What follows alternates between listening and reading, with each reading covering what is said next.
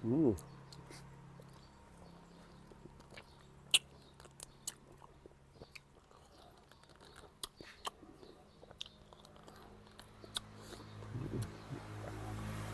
Juicy pa.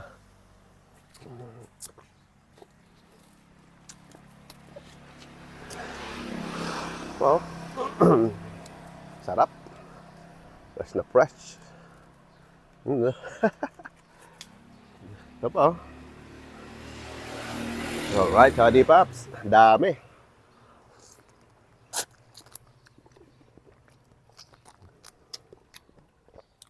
Kaya di nalagyan natin. Pag ganito, matamis.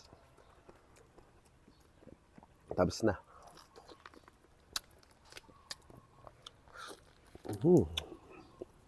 Basta wag mo lang kakainin yung pinakataas.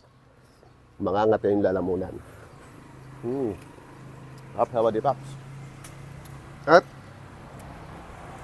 ipunin natin tong mga kasoy ay tong buto na to, lulutuin natin para makuha natin yung pinaka nuts nasa loob nito. Alright!